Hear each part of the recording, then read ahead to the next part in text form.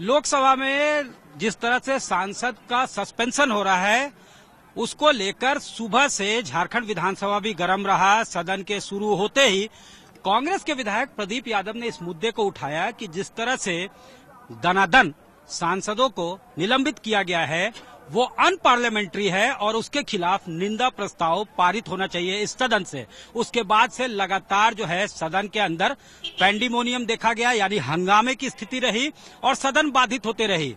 सदन को स्थगित भी करना पड़ा और उसके बाद स्पीकर ने ये कहा कि लगातार बीजेपी के विधायक जो है वो सदन को बाधित कर रहे हैं। बीजेपी के विधायकों की मांग थी कि जो उन्होंने कार्यस्थगन लाया है नियोजन नीति को लेकर, बेरोजगारी को लेकर, उसको जो है पढ़ा जाए। परिपाटी यही थी कि शून्यकाल के दौरान या शून्यकाल से पहले जो है उसे पढ़ा जाएगा। ऐसा नहीं होता है, जिसको लेकर बीजेपी के विधायक जो है वेल पे पहुंचते हैं और जैसे ही वेल पे पहुंचते हैं 2 विधायकों को सस्पेंड कर दिया जाता है for rest of the winter session, यानी 21 तारीख तक जो शीतकालीन सत्र चलना है उस दौरान तक वो सस्पेंड रहेंगे। और इसके खिलाफ बीजेपी के विधायक अब यहाँ देख सकते हैं अटल बिहारी वाजपेयी की जो प्रतिमा है उसके नीचे विधानसभा के बाहर धरने पे बैठ गए हैं। जमकर इन्होंने नारेबाजी की और कहा कि तानाशाही है स्पीकर की और स्पीकर जो है कहीं न कहीं हेमंत सोरेन सरकार के इशारे पे काम कर रहे हैं। साथ ही साथ अब इसके खिलाफ ये राजभवन जा रहे हैं और इन्होंने कहा है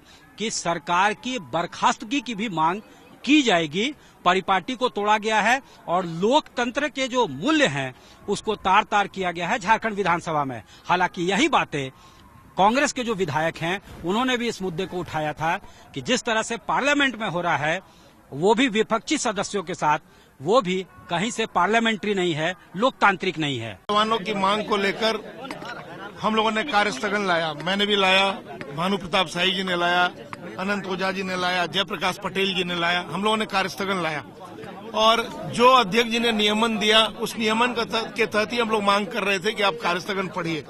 अब वो झारखंड के जो नौजवान हैं वो नौकरी मांग रहे हैं, रोजगार मांग रहे हैं। जो अगर झारखंड के नौजवानों के हित में एक बार क्या 10 बार निलंबित करेंगे, 10 बार मार्शल आउट करेंगे तो हम लोग 10 बार मार्शल आउट होने के लिए तैयार हैं। लेकिन ये गूंगी बहरी सरकार को तब तक चैन